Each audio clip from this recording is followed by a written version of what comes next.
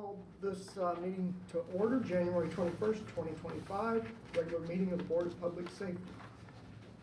And conflict of interest. If any board member has any personal or financial conflict with any issue or individuals on the agenda, then please be sure and recuse yourself during those portions of the meeting. Anyone? No? Okay. And now we're going into election of officers. The chair, can I get a motion for nomination for chair? I move that Timothy be the chair. Okay. And do I have a second? I'll second. Any discussion? Okay. Hearing none, all in favor? Aye. Aye. Might as well vote for myself. Any opposed? That nomination carries. All right, vice chair. Can I get a nomination for the vice chair? I nominate Phil for the vice chair. And second? I'll second. And Russell seconds. And any discussion? Yeah, no. I need to be sure that you met that. No. And hearing none, all in favor? Say aye. Aye. Any opposed? Nomination carries. Very good. And consent agenda, approval of minutes for the December 17th, 2024 regular session, and approval of payroll for the periods of 12/24/2024 and 1/10 of 2025, approval of claims for the period of January 17th, 2025. Does any member of the board wish to have any one or more of those items removed from the consent agenda to be discussed separately? Nope, hearing none. I move the approval of the consent agenda. I second. Any discussion? Hearing none, all in favor? Aye. Aye. And any opposed? Nope, that motion carries. There we go. Now for And police business. Yep. We'll take you through the calls for service. The department ended calls for service of 2024 at 75,918, which is a slight increase of 1,778 calls from 2023, which represents 2.4%. This was where we ended the year crime totals. As you can see, there's some changes across the board, some large percentage changes due to small numbers. So just be aware of that.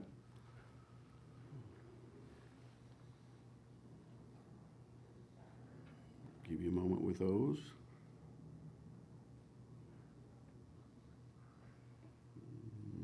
If you're okay, we'll move on to the next slide. The one with larger numbers that stands out is child abuse. Correct. An unfortunate fact of life. Yeah. Some of that might be also due to just better reporting. Ah. You know, a lot of times, you know,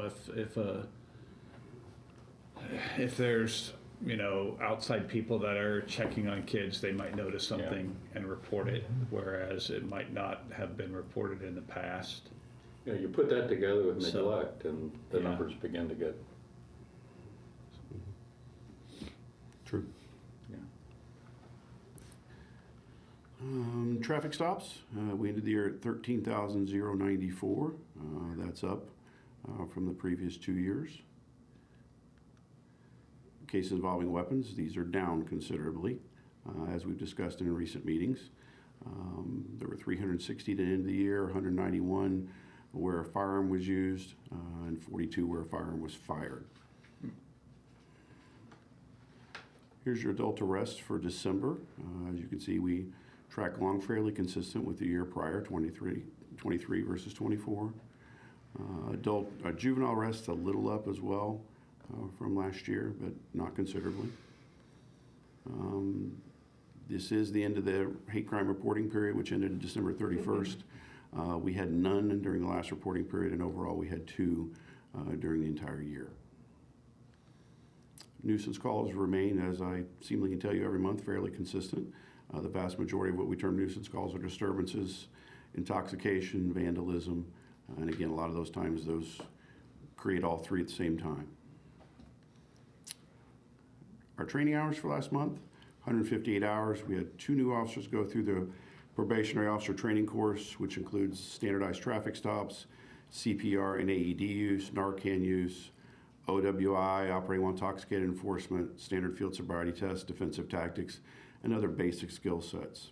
2 of our detectives attended the Internet Crimes Against Children conference and CERT training, which encompassed 9 officers with 7 hours each, and K-9 training, which was 16 hours for 2 officers.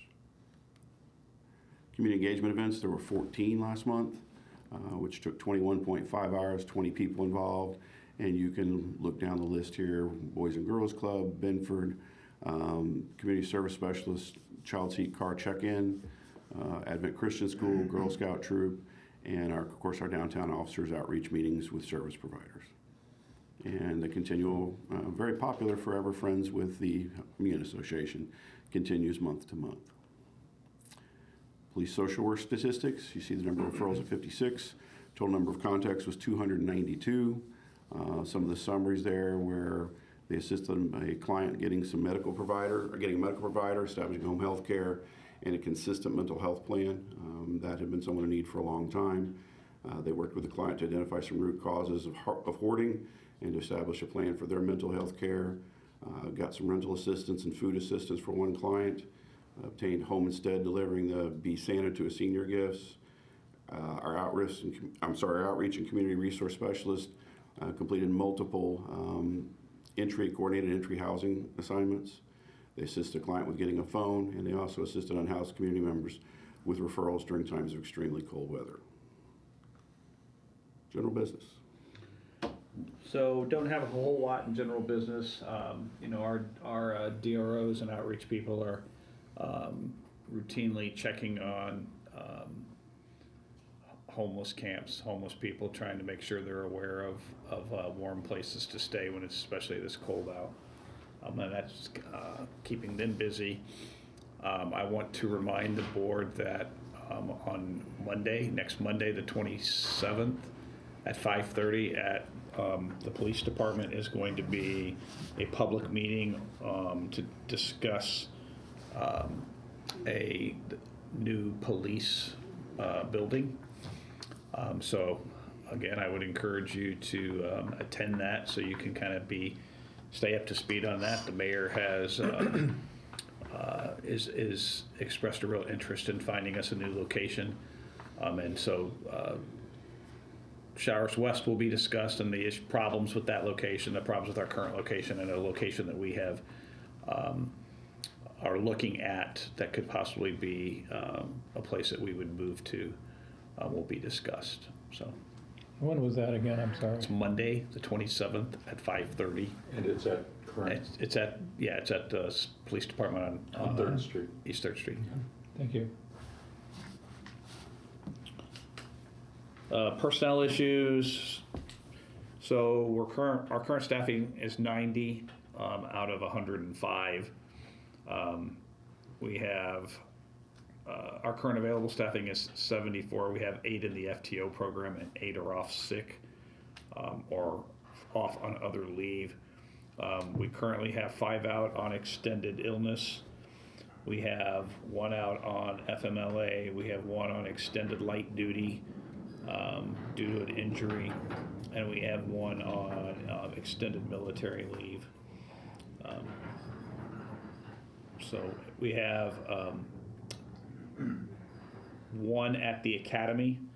Graduation date is April of this year. We're currently doing background investigations on 13 people from our hiring process that we had at the end of last year.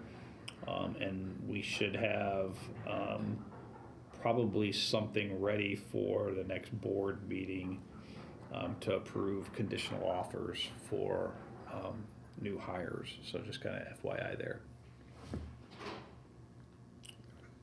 Purchases, I'm not aware of anything big that would be on your radar, and I don't believe There were no ARV we've had deployments any last CERT deployments. And fire department. I would ask that after this presentation, or these, if you have any suggestions for a format for 2025 or items you would like to see us track, just let me know so we can either incorporate that or nothing. So we look at our year-to-date operational numbers. For December, we had 571 calls for service for 2024. So you can see there's 6,453. That's 492 more calls than in 2023. And 5 years ago, it's a little more than 30%. We had, 2,094 less calls 5 years ago. So in 2019. So considerable increase over that. Highest categories remain rescue, EMS, and false alarms. We can see that 88% of the calls are within the city, and 12 are on the IU campus, and less than 1% are outside the city.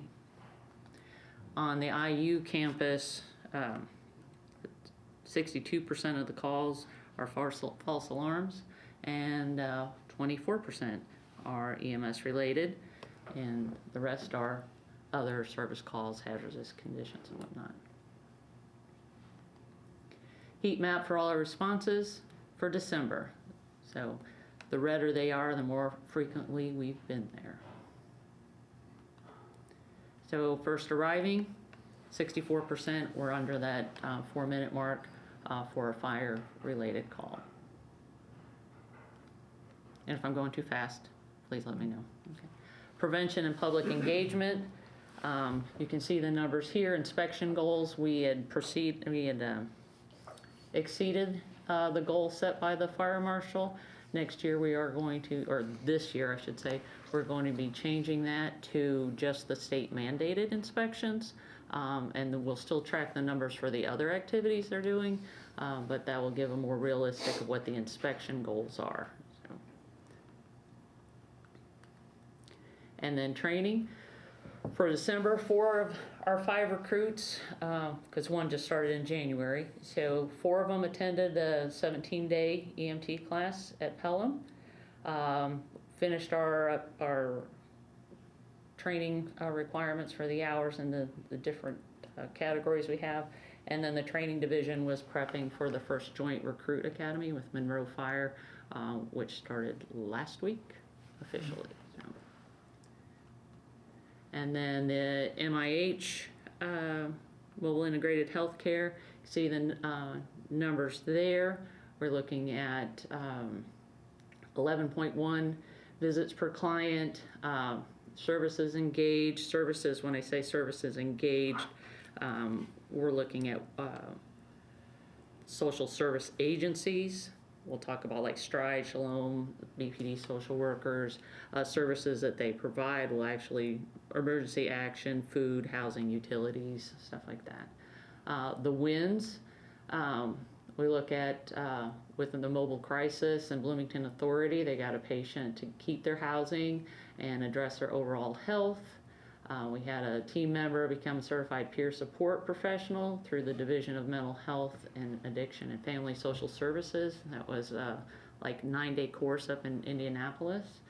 And then they assisted an unhoused patient get his missing documents so that he could get insurance, primary care, and food stamps, and eye exam, and then reestablish primary care for a patient who had severe mental and physical health issues. And they're all getting the attention that they need, and now he's feeling for the best time feeling the best he's had in several years, or a very long time. So, we did get some letters, so a thank you. I know it's addressed to Chief Litwin, but this was for the food drive that we do in December. If that. Residence Academy, I imagine BPD also got one of these as well. But our thank yous for that. And then we had, I would say that Sergeant Hudson, he also got a letter from this resident just thanking them, and then the resident took the time to tell the chief, hey, thanks, he did a good job. He had,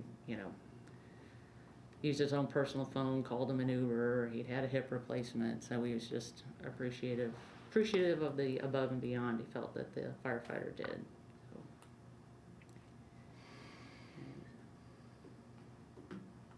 Nice.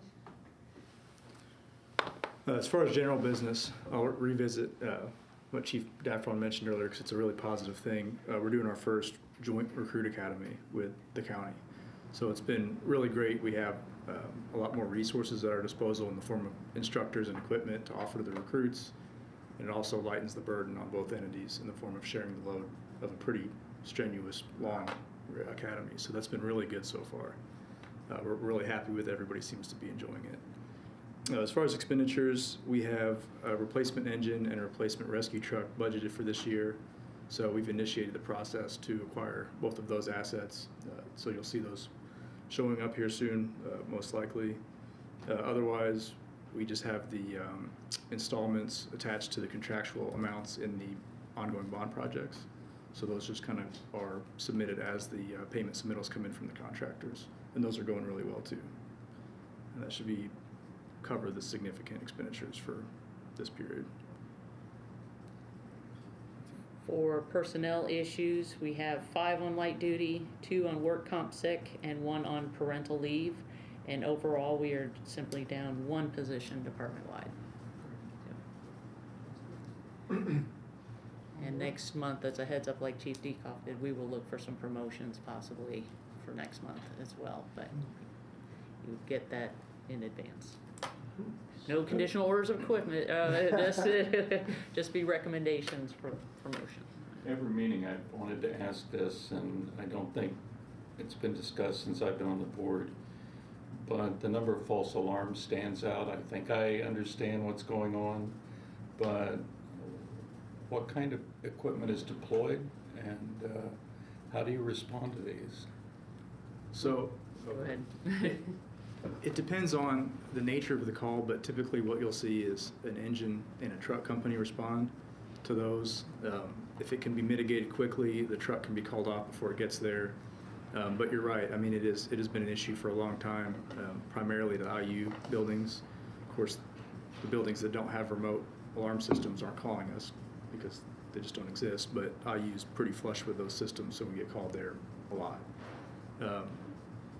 I mean, a lot of the issue is, it's a mix of problems. Some of it is, and you'll see it with the class, that like new students come in, is just an inability to cook food, burn food. They don't know how to, smoking in their room. They just don't know that it's going to set the alarms off. So there's always an increase at the start of the school year, and then it dips a little bit. And then a lot of it also is just malfunctions in the systems. If I was reading the stats right, they're 500 plus a year. Yeah, IDS came out with an article addressing it late last year, and it's significant. If you were to attach a dollar figure to the responses, Yeah. it's a lot. What is that dollar figure? I can get it for you. Approximately. Boy, we came up with an equation for Yes. X amount per minute. I'll Because dig I it up did for the, you. yeah, we should dig it out, 'cause it was Maybe talk about it next meeting and let them know what that is. Sure. Yeah, I remember the student came in and we got a lot of really interesting data together from it. I just don't. When was that article published? I'll try to track it down. Was it November? I think it was November. Yeah, Okay. It wasn't terribly long ago. Let's see if I can find it here. Yeah, if you could share next meeting, that'd be good. Yeah, of course. Yes, because I think the IDS did it like a pictograph type thing on their social media sites, all in red, say, hey. And we narrowed it down to dorms as well, and it's the freshman dorms.